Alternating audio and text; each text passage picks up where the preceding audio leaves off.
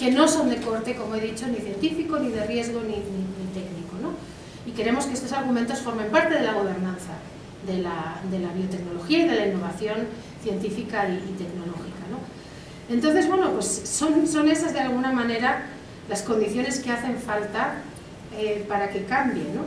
Luego vemos que a veces también las cosas cambian pragmáticamente, normalmente a peor, como hemos visto en el caso de la derogación de moratorias debido a la invasión de las semillas transgénicas por las fronteras, por ejemplo. Pero a veces simplemente sirven también como revulsivos y hay cosas que cambian, como en el caso de la intervención de la judicatura en casos concretos de implementación no muy democrática y un poco acelerada de ciertas cosas, ¿no? De ciertas medidas.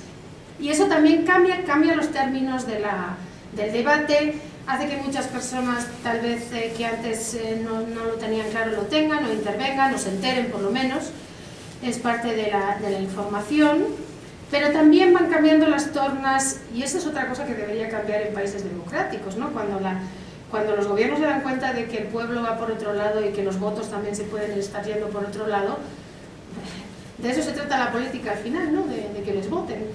Pero no tenemos claro que eso haya sido un elemento que haya introducido el miedo en los gobiernos, ¿no? Al menos no en estos tres casos.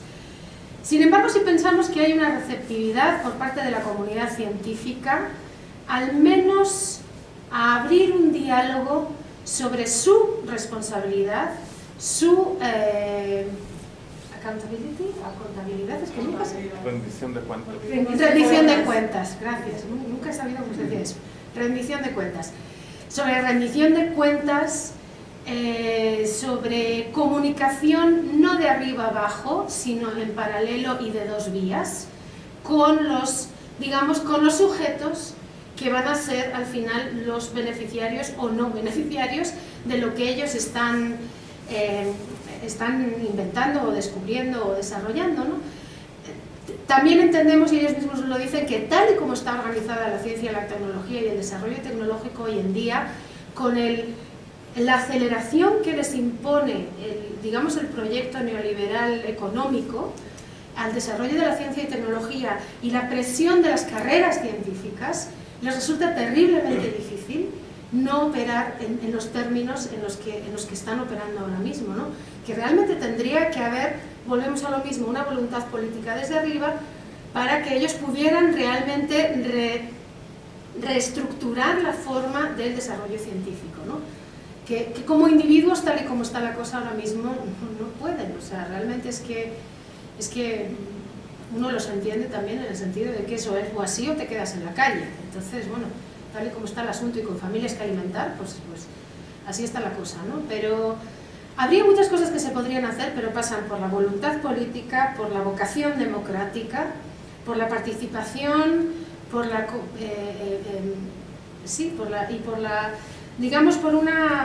un recolocamiento de los diferentes estamentos, las diferentes instituciones y los diferentes actores en el juego. Y por supuesto, ¿qué te voy a decir? Con la sacada total de la neoliberalización de la ecuación. ¿Podemos hacerlo? Ahí queda la pregunta. Bueno, me pareció muy interesante la pregunta anterior del periodista sobre qué puede cambiar el debate de los transgénicos y, entre otras cosas, podría ser una mejor o diferente tecnología, como por ejemplo edición de genes, que además pues ni se puede detectar muy bien, ¿no?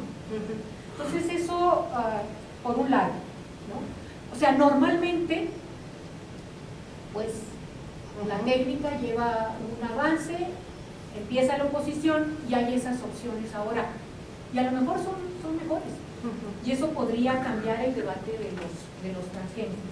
Eso por un lado. La otra cuestión que me parece importante es de que, según su propuesta, aparentemente se debería de enmarcar toda esta discusión no nada más en riesgo, sino globalización a lo mejor y una gobernanza democrática. Sin embargo, si nos vamos a la parte histórica, como nace la biotecnología, pues nació esta biotecnología de los transgénicos, primero los industriales, fue en ese debate de riesgo con Asilomar desde mediados de los 70s y una autorregulación propuesta por los propios científicos. No era fácil hacer entrar a otros sectores de la sociedad para una gobernanza más democrática, digamos. Esto empieza, y sobre todo en este país, en la segunda mitad de los 90s, cuando se empezó a tocar la posibilidad del maíz. Eso nos hizo saltar a los mexicanos, y desde el 98 hasta la fecha, moratoria de facto, o como sea, se ha logrado detener, independientemente de que importemos muchos millones de toneladas de maíz revuelto, que eso parece que no nos importa. Y la última, rápidamente, sería, Susana, no quiero verme muy cuantitativa, pero si pensáramos en una curva normal, pues la representatividad de los resultados, porque pues el proyecto abarcó India con 1.200 millones, México con 100 y cachito y Brasil con 200 cachito, no sé cuántos tienen. Entonces, la representatividad de los resultados, ¿qué argumentos se pueden dar para la representatividad de los resultados? Independientemente de que entiendo ciertas diferencias o bastantes diferencias entre investigación cuantitativa y cualitativa. ¿Está esto en las colitas de la curva normal o está en la parte acá cercana a la media? Bueno, la primera y la segunda pregunta, de hecho, se pueden contestar más o menos en la misma respuesta. Porque la respuesta es precisamente sobre la democratización de la ciencia, sobre la inclusión y participación, sobre hacer una ciencia mejor, una ciencia mejor en el sentido de, y estoy de acuerdo contigo, es que se puede hacer ciencia buenísima. Y de hecho, por ejemplo, una de las cosas que la gente nos comentaba es que ellos no tienen casi ningún problema con los transgénicos de laboratorio. Primero porque están contenidos, el tema de es que no he podido hablar de todo, pero bueno, el tema de la contención es un tema bastante importante. Y segundo porque también entienden la forma en la que se aplican, en la que se desarrollan, etcétera. O sea, la gente dice, bueno, una cosa es irte comiendo un transgénico día con día y que deliberadamente una compañía como Monsanto te esté matando porque los derechos de propiedad se le van a pasar en X años y entonces tiene que hacerlo muy rápido, a que se te ponga enfermo de cáncer un hijo y te ofrezcan un transgénico. Es que la diferencia humana es tremenda, ¿no? Claro que se puede hacer mejor ciencia y claro que puede haber biotecnologías agrícolas maravillosas. Aquí la diferencia está en cómo se hace el desarrollo de esa biotecnología. Y de alguna manera tú misma me has dado la respuesta. Es que se hizo dentro de los laboratorios a todo correr entre los científicos y ya no dio tiempo. Bueno, pues es que la buena ciencia tiene que dar tiempo. Esa es la historia. Tiene que dar tiempo en el sentido de que las consultas se deben hacer y la participación se debe hacer upstream y no a tiro hecho. Ese ha sido uno de los grandísimos problemas. De hecho, mucha de la investigación que se hace sobre transgénicos o de biotecnología agrícola se hace como en plan, bueno, esta batalla yo no sé hasta dónde la hemos perdido ya, pero vamos a evitar que esta misma historia nos ocurra con otras cosas. Y en Gran Bretaña, famosamente, han utilizado las lecciones, de hecho es que hay un libro por ahí, un artículo que se llama Lessons Learned from Agricultural GMOs, para aplicarla a otro tipo de desarrollos científicos y tecnológicos que están ahora mismo en desarrollo, donde se han dado cuenta que es que desde el principio, es decir, desde que el científico se ponga a pensar qué es lo que voy a hacer yo para mejorar esto, porque es un poco más o menos dicho muy a lo bestia, pero un poco más o menos la pregunta, que se ponga a pensar, bueno, ¿con quién tengo que hablar? ¿Qué tengo que preguntar? ¿Qué es lo que hace falta? ¿A quién afecta? O sea, una serie de cosas que te las estoy diciendo así, muy así como blan, blan, blan, como vienen, pero que en el capítulo número 6 del libro nuestro aparece un modelo de innovación tecnológica más responsable, más democrático, más participativo, etcétera, ¿no? Y entonces es una especie de checklist pequeña que damos, una lista de cuadritos para hacer tic en la que alguien que empieza, o sea que está muy upstream todavía, debería empezar a planteárselo hacerlo de esta manera. Es decir, que por muy buena que sea una tecnología, si se vuelve a hacer de la misma manera que se hicieron los transgénicos agrícolas, volverá a caerse patas abajo. Porque el problema no es, como hemos visto, un problema de que la gente deba o no deba, o quiera o no quiera, o pueda o no pueda tener confianza en los científicos o en la ciencia, y en la confianza en que estos científicos y ciencia hagan una evaluación de riesgo como es debido. La cuestión está en que la metáfora del riesgo es una metáfora por otro millón de cosas que no son ni científicas ni tecnocráticas. Entonces, eso es lo que ha hecho nuestro estudio. Nuestro estudio lo que ha hecho es de alguna manera desgranar cuáles son todas esas cosas para las cuales el riesgo o hablar de riesgo en los debates sobre transgénicos actúa como metáfora. Y entonces ha sido digamos, este desgranamiento de los que yo te lo he contado a todo correr, pero que están mucho más, y que ni siquiera el libro los refleja tampoco en su detalle, porque ahora tenemos una producción de 2-3 años de artículos uno detrás de otro, porque es que hay una cantidad de material impresionante. Es una cosa, es que fue hacer una pregunta y ya no tener que hacer más, porque es que la gente se iba y tenemos entrevistas de 6 horas. O sea, es realmente impresionante lo que la gente quiere hablar y todo lo que sale en este contexto, ¿no? Y precisamente de lo que la gente quiere hablar no es de la ciencia del riesgo, de lo que la gente quiere hablar es de lo que está representando, lo que está ocluyendo también el hablar solo de la ciencia del riesgo, ¿no? Y incluso los científicos lo dicen, o sea, si desde ese momento lo dicen ellos, algo hay, ¿no? Tras ello. Respecto a la representatividad, pues tú me has hecho una pregunta de ciencias naturales, yo te voy a dar una respuesta de ciencias sociales. Entonces, pues nosotros no funcionamos no es que no funcionemos, lógicamente tú no puedes hacer una entrevista a León y pretender que eso represente a la nación mexicana, lógicamente, ¿no? Pero hay maneras de hacerlo. Nosotros tenemos nuestras propias cuantificaciones de lo que es una muestra representativa en ciencias sociales. Tenemos métodos, además, de checar que lo que estamos recogiendo cuadra y que no se nos está desmarcando. Por ejemplo, existe la triangulación de las diferentes metodologías. Cuando a ti te están contando lo mismo en la etnografía, que te están contando lo mismo en una o sea, te está saliendo el mismo argumento en un campesino del lago de Pátzcuaro que utiliza un biotecnólogo en un laboratorio de Ciudad de México, que después te confirma un sacerdote evangelista en un grupo de enfoque, ahí hay algo, te están triangulando una información. Nuestra información no es cuantitativa, es cualitativa. Y cualitativa, la representatividad de la información cualitativa se mide con la resonancia.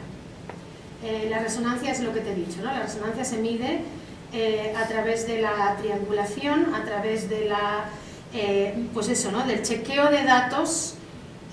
Habrá gente que lo haga bueno, de hecho es que hay procesadores de datos cualitativos. Nosotros no hemos utilizado ninguno de esos programas. Tienes que tener en cuenta que éramos más de 30 científicos, entre naturales y sociales, todos leyendo todos los datos y todos reuniéndonos para hacer un análisis de los datos. Entonces, lo que ha habido ha sido muchísimo rigor a la hora del análisis. Incluso te puedo decir que yo, aunque haya sido la co-líder y coordinadora del proyecto, soy tal vez una de las más junior del proyecto, o sea, eran todos catedráticos, la gran mayoría, gente con muchísima experiencia y con muchísimo, digamos, peso específico, ¿no? En este mundo. Incluso alguien que está, nuestro biotecnólogo de cabecera, el que estaba en el equipo de Durham, él es parte del consejo de 5 personas, que son 5, que aconseja al gobierno británico sobre los transgénicos. Y él es totalmente pro Y sin embargo, viendo los datos, no te voy a decir que ha tenido un cambio radical y una conversión enorme, pero sí que de repente se ha dado cuenta de muchas cosas que ellos incluso en su laboratorio no han hecho, no han tomado en cuenta, no se habían ni siquiera planteado, cosas que no se les habían ocurrido y que sin embargo él mismo ha dicho que le gustaría seguir trabajando sobre esto ya en una población británica, porque sí se le han abierto ciertos ojos y desde luego él mismo ha dicho que él va a llevar una postura completamente diferente a este equipo de consejeros. Entonces, eso es un poco, ahí está nuestra digamos, la confiabilidad o la fiabilidad de nuestros datos, ¿no? Pero no hacemos curvas ni diagramas ni nada de eso. Te puedo decir que, por ejemplo, las muestras en campo han sido de unas 40-50 personas en cada uno de los estudios de caso y por supuesto que son regionales, y locales. Y no intentamos extrapolarlo desde el punto de vista de la representatividad, digamos, de la parte científica del cultivo, pero sí extrapolamos voces, eso sí extrapolamos, porque sí sabemos que si nos está diciendo que si nosotros hemos recogido esas voces en Odisha, pero estamos trabajando al mismo tiempo con una ONG que está en Kerala, y nos están diciendo, pues es que nos dicen exactamente lo mismo, sabemos que estamos recogiendo resonancia, de voces, ¿no? La amplitud geográfica de los trabajos sí ha sido bastante importante. No se puede abarcar, tú misma lo has dicho, un país de 1.200 millones, pero es que tampoco lo puede abarcar ningún científico, ¿no? Entonces, por muy natural que sea, ni muy estadístico que sea prácticamente. Entonces, no queríamos dar representatividad en ese sentido, queríamos dar calidad, queríamos dar textura y resonancia y voz, y creo que eso lo hemos conseguido. ¿Alguna otra pregunta? Bueno, muchos dedos por allá. Me llama la atención este aspecto que comentabas de la India respecto al asunto de que si no recibían los transgénicos estaba de por medio la vida y la muerte. Y pensando en las poblaciones indígenas de México, el aceptarlo también es de vida y de muerte, ¿no? Porque el uso de los transgénicos, de acuerdo a la política mexicana, es un mecanismo de despojo de conocimiento, despojo de recursos y despojo de territorio, ¿no? Entonces, realmente es una exclusión. Entonces, el argumento de vida y muerte está en ambos sentidos, ¿no? Y yo creo que aquí también hay que ver el tema de los derechos humanos, porque aquí en México, bueno, la participación es un derecho, pero los transgénicos, y aquí hubo una reforma constitucional en materia de derechos humanos, pues viola muchos derechos humanos, a los cuales la autoridad está obligada a respetar, más allá de los tratados comerciales, ¿no? Entonces, como tú comentas, esta discusión es una discusión de derechos humanos y yo creo que valdría la pena seguir un estudio respecto a ese tema y no de los riesgos, porque bueno, yo llevo muchos años conociendo este tema y así se pueden ir toda la vida con el tema de los riesgos, ¿no? O sea, los riesgos sí son también la pérdida de culturas, ¿no? Que en el caso de nuestro país es muy importante. Pues es una reflexión, no sé qué tanto lo reflexionarás. Sí, no, te contesto a la reflexión. Y te digo que efectivamente sí, por supuesto que en los tres casos es una cuestión de vida o muerte, es decir, cuando a un agricultor familiar brasileño, si no cultiva transgénicos, al menos en una parte de sus tierras, lo dejan fuera del 90% del mercado, por supuesto que es una cuestión de vida o muerte y de supervivencia de su negocio familiar y de la supervivencia de lo que él o ella les va a pasar a sus hijos, ¿no? Pero me refería con el tema de vida o muerte, me refería al caso más agudo, agudísimo, de los campesinos indios en la India, a los que les han dejado sin ningún otro tipo de cultivo, salvo el algodón transgénico, y que aunque quieran regresar a las semillas tradicionales que ellos manejaron en su momento, ya no pueden porque esas semillas no están disponibles. Puede que todavía existan, aunque se cree que se ha perdido mucha diversidad de la semilla del maíz. del algodón, perdón. Pero sí que es una cuestión, o sea, ellos viven tremendamente al día. De las tres economías era la economía más inmediata, ¿no? Entonces, ellos entran en el cultivo del maíz, dale, que te pego la pandereta, del algodón transgénico, primero por la contaminación, por eso, pero luego por la agresividad de los métodos de las compañías de semillas y de los sistemas de extensión. Y entonces, bueno, pues son, por ejemplo, son sistemas prácticamente de tienda de raya. Son sistemas en los que se les presta un dinero, se les adelanta la semilla y después ellos tienen que ir devolviendo, con lo cual es que es eso, es la comida de cada día la que está en juego, ¿no?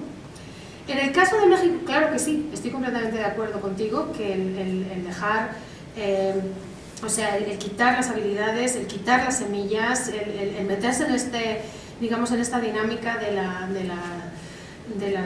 las propiedades, por supuesto que es un tema de derechos humanos. No he podido hablar de todos y cada uno de los temas que es, pero es tantísimos temas esto.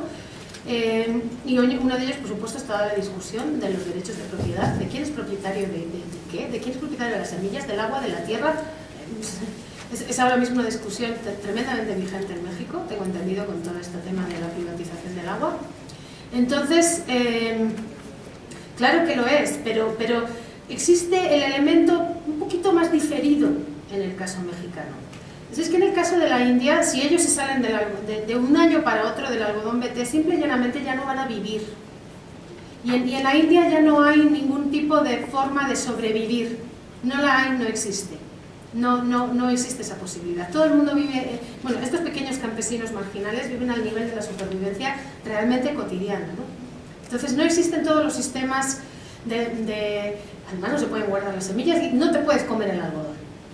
Y no te puedes comer las semillas del algodón, ¿no? Entonces es la inmediatez, digamos la inminencia, ¿no? de la situación la que lo hace, digamos, más candente o más horrible, si quieres, ¿no? en el caso de la India. No porque no sea menos trágico en ninguno de los tres casos, ¿no? Todos tienen su aspecto trágico, pero me refería a esto cuando hablaba de la situación de vida o muerte real, vida o muerte fisiológica, en este caso, ¿no? Y lo otro que has dicho, pues eso, más o menos también te lo he contestado, por supuesto que es un tema de derechos humanos, y precisamente comentaba con León que la próxima investigación que estamos sacando es sobre el tema más de los aspectos de derechos y de ética. Pero vamos a intentar hacerlo un poco por la misma perspectiva, ¿no? Volver a intentar ver qué parte de los discursos del riesgo tienen que ver precisamente con esto, ¿no? Porque en realidad es que no ha existido un canal para abrir, para hablar de todos los demás argumentos.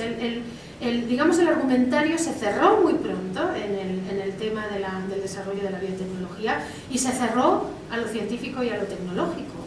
Y para poder hablar del tema, cualquiera que fuera el argumento, ha habido que seguir esos canales, porque si no, no es aceptable. Si no, no entra uno en el debate y en la discusión.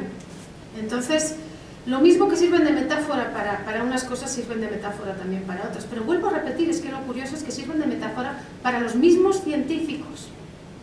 Y son los mismos científicos. De hecho, los que más nos hablaron del tema de no jugar a Dios, de no tocar a la naturaleza, de los límites, fueron los biotecnólogos del Langevío. Ni los campesinos, ni los religiosos, no. Los biotecnólogos de Langevío eran los que más preocupados estaban de dónde estaban los límites de su propia actividad, ¿no? Con respecto a la naturaleza. Luego ellos mismos también están hablando de riesgo queriendo hablar de otras cosas. Porque si uno se pone a explorar qué están diciendo cuando están hablando de riesgo en ese caso concreto, ¿no? Entonces sí. Buenas tardes. Ante todo, muchas gracias por su presentación, me pareció muy interesantísima, doctora. Y respecto a la identificación de los actores relevantes, me llamó la atención que para evaluar los argumentos que se daban, ante todo se tomaron en cuenta y prevaleció en uno de los casos de estudio efectivamente el argumento científico, tanto en pro como en contra. Pero también me llamó la atención que efectivamente se tomaran en consideración, bueno, dejaran de un lado lo que llamaran o no sé cómo lo hayan evaluado, que esa es la pregunta, los argumentos de segunda categoría. En ese sentido, quiero entender que efectivamente hubo una evaluación y una identificación de qué actores relevantes tuvieron mayor peso y menor peso. ¿Quién hizo esas evaluaciones? ¿Cómo las evaluaron? Para determinar que efectivamente esos argumentos débiles o de segunda categoría, como efectivamente se mencionó en la presentación, pues evidentemente quedaban disgregados o de alguna manera matizados. Y en ese sentido, ¿por qué llamarlos de segunda categoría? Si en un momento dado, y ahí tal vez pudiéramos englobar efectivamente situaciones que no entran dentro de la ciencia, como valores, como ética, ¿serían estos los argumentos de segunda categoría? Muchos de los que vienen, evidentemente los valores vienen de una situación emocional relativa, pero que tienen un valor, un peso, por supuesto. ¿Por qué calificarlos de segunda categoría? ¿Quién los calificó así? Eso en cuanto a la identificación de los stakeholders, los actores relevantes, y cómo efectivamente se evaluaron esos argumentos y quién los evaluó.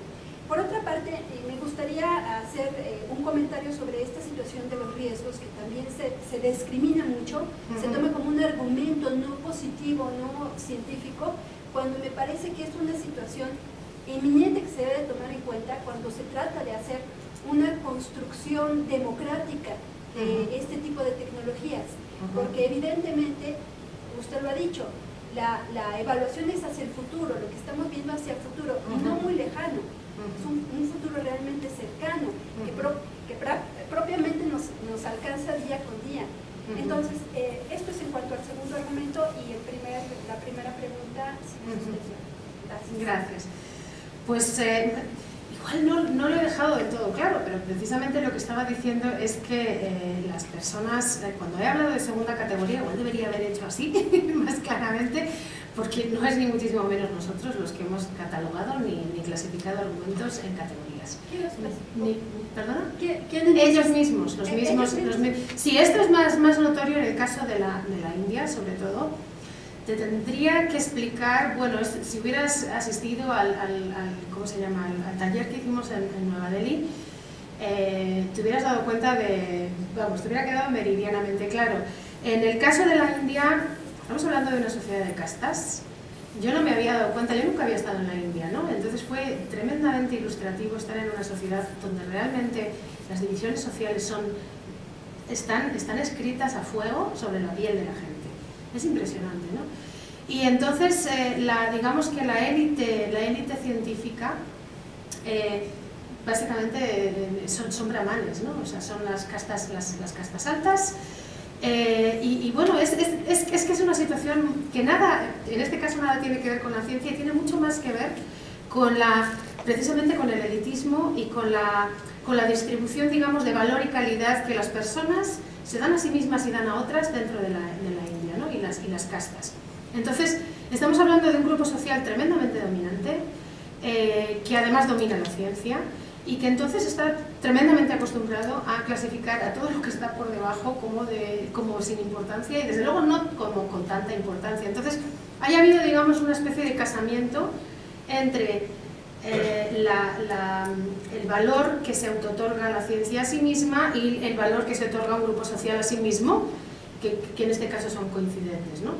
Entonces, en ese sentido, ahí el debate se ha repartido de esa forma y de esa manera, y ahí se maneja. Nosotros, por ejemplo, al taller llevamos una representación más amplia de gente, llevamos unos campesinos y unas mujeres representantes de los grupos de agricultores en Odisha.